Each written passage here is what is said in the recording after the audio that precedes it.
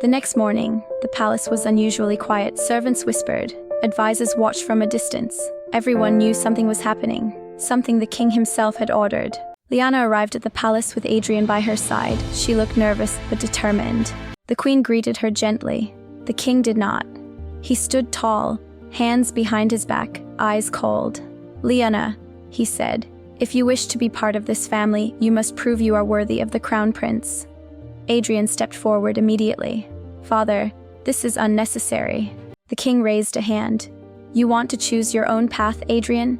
Then she must show she can walk it with you." Lyanna swallowed hard. What must I do?" The king's voice was firm. "You will spend 1 week in the palace. You will learn our customs, our duties, our expectations. At the end of the week, the royal council will decide if you are fit to stand beside my son." Adrian's eyes widened. "This is unfair." But Lyanna touched his arm. "I'll do it." He turned to her, shocked. "Lyanna, you don't have to." She smiled softly. "I'm not doing this for the crown. I'm doing this for you."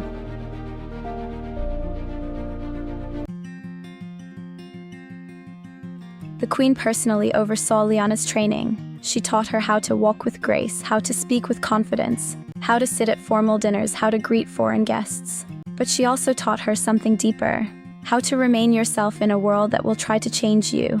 The queen watched Lyanna closely and quietly admired her. She was humble, she was kind, she learned quickly. She treated everyone from servants to guards with respect. The palace staff adored her within days, but the king, he remained unmoved.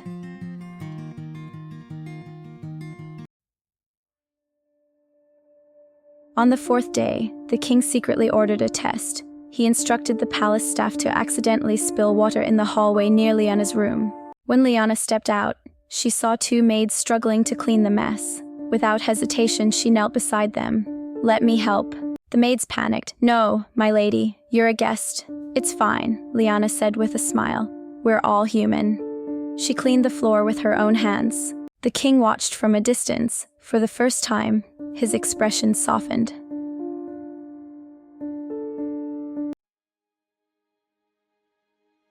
On the 6th day, Lyanna was invited to a formal dinner with foreign diplomats. Everything was perfect, until a servant tripped and spilled a tray of dishes. The hall fell silent. The diplomats looked offended. The king frowned. The queen gasped. But Lyanna stood up immediately. She helped the servant to his feet, smiled, and said, "It's all right. Accidents happen. Please bring another tray and don't worry." Her calmness diffused the tension. The diplomats nodded approvingly. The queen smiled. The king looked away.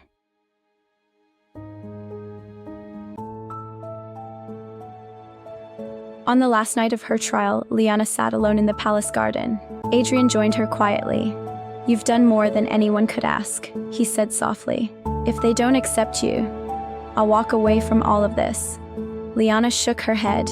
"No, I don't want you to lose your family. I just want them to see who I really am." He took her hand. "They see it. My father just doesn't want to admit it." She leaned her head on his shoulder. "Whatever happens tomorrow, thank you for loving me." Adrian kissed her forehead. "I always will."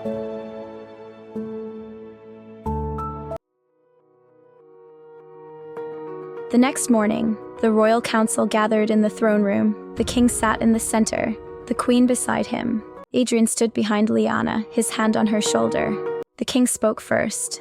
"Lyanna, you have completed your week in the palace. You have shown grace, humility, and strength." He paused. The room held its breath. But the question remains, are you fit to stand beside the future king? Lyanna's heart pounded. The king looked at her for a long moment. Then he said, "I have made my decision.